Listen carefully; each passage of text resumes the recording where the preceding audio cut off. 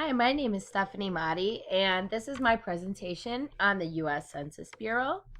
I chose the Census Bureau because this year, 2020, is when they're doing their census that happens every 10 years of the population. A little bit about what the Census Bureau does. The mission of the Census Bureau is to serve as the nation's leading provider of quality data about its people and economy. And the goal of the Bureau is to provide the best mix of timeliness, relevancy, quality, and cost for the data they collect and services that they provide. Some of the data they collect and when they do a census of the government. This is the one that we all know about, the 10-year census of population and housing. They do an economic census, many surveys and programs, which I'll get into. And then all the data that they collect is used to plan decisions about community services, such as where services should go for the elderly, where to build new schools, new roads, where to build job training centers. The Census Bureau also informs the states and communities how to allocate funding for neighborhood improvements, public health, education, transportation, and plenty more things. Their age search information provides information on qualifying for Social Security and other retirement benefits, passport applications, researching family history or a historical topic, and proving relationship in settling estates. So far, that's only a little bit of what the U.S. Census Bureau does. A little bit about the history. On the history page, they introduce us to this agency called the Civilian Conservation Corps, or the CCC. This was established by Franklin D. Roosevelt, and basically it was an agency that took unemployed, unmarried men, 300,000 of them, and offered them to do manual labor in exchange for 3 meals a day, shelter, and then they each got $30 a month, of which $25 of that was sent to their families. This was one of Mr. Roosevelt's New Deal programs, which he recommended to reinvigorate the United States economy. On the website, it is saying that the info that they found about this agency, the CCC, they found out about all of it using the census records and data. The first census ever taken was in 1790, March 1st. President George Washington signed the 1790 Census Act into law. The first census taken was on August 2nd of 1790. The U.S. Marshals collected the name and the head of each family and the number of people in the household in the 13 states, the districts of Kentucky, Maine, and Vermont, and the Southwest Territory. The Marshals forwarded the data for almost 4 million people to Secretary of State Thomas Jefferson.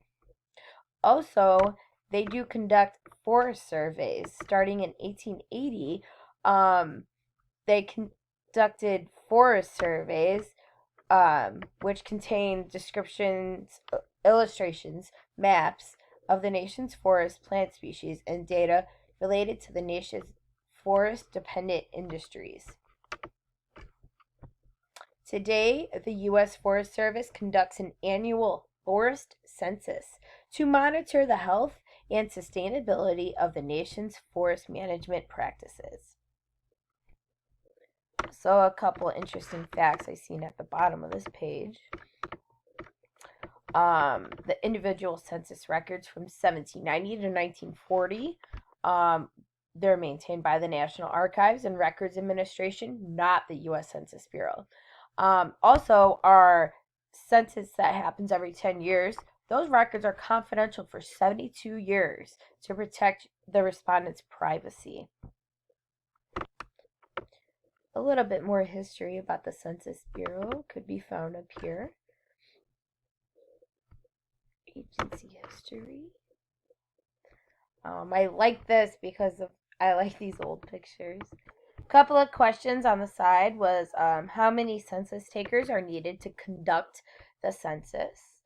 In 1790, approximately 650 U.S. Marshals were employed to conduct the census. Most recently, the 2010 census employed 635,000. I did see that they're hiring if anybody needs some part-time work. Also, this was a census taker in the 1930 census. Let's go back to the home page and learn a little bit more about the Census Bureau. Some of the policies and notices of the Census Bureau. Like I said earlier, how they protect your privacy. So they have the Data Protection and Privacy Program. The one that we all know, the Freedom of Information Act, Open Government at the Census Bureau, the No Fear Act, which covers anti-discrimination and whistleblower protection for federal employees. All right, so the Freedom of Information Act. You could submit a FOIA request online. Also, when you hit Contact Us, it gives you the FOIA officer's name, phone number, email, fax. There's also telephone numbers listed, fax, U.S. mail. To inquire about your request, you can go here. When I had submitted my request, I had to fill out this form, our certification of identity, and send that in also. The Census Bureau also is in charge of doing surveys. They do quite a few. Let's see. This survey I found interesting. The advanced monthly sales for retail and food services. I mean, that's probably needed to be adjusted after this big grocery store boom with all the coronavirus and everything. The American Community Survey, American Housing Survey, American Time Use Survey is pretty interesting. It measures the amount of time people spend doing various activities such as paid work, childcare, volunteering, socializing. I think Facebooking should be in there also. But as you can see, there's a lot of surveys that the U.S. Census Bureau does take.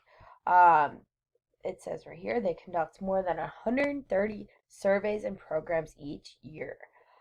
Those surveys, I mean, are so helpful to just determine what we need to do in the future. Like if they know that a lot of babies are going to be born, then they know that we're going to need more schools or more daycare centers to make sure that our population is equipped with what everybody needs. All right, to find a visual of what kind of info and data that the Census Bureau takes, they have all different kinds of graphs, charts. In the year 2020, I mean, they just had so many cool charts on here that I found so interesting.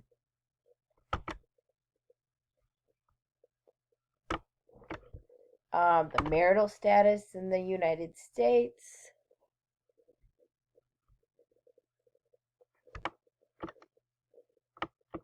37% of males are never married. 49.3 are married. So yeah, I mean, it's interesting how much you can just learn about our population on this website.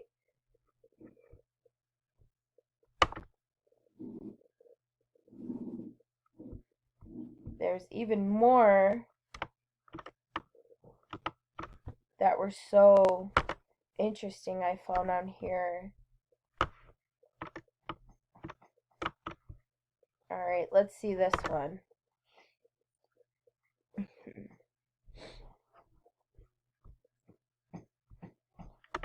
All right, in honor of Martin Luther King Jr. Day, they did this survey. The percentage of African Americans completing high school in 1964 was 25.7%. In 2018, 87.8%. Look at how many African American college students there are in 2018 compared to 1964. I mean, these are just amazing statistics. But I hope everyone could get a chance to navigate this website and just go through these graphs and these charts and fun facts because, I mean, you can learn so much on here. Well, I would like to thank you all for listening to my presentation. And also, don't forget to fill out your 2020 census information either online or in the mail. That helps to prepare for us and our family's future. And thanks again.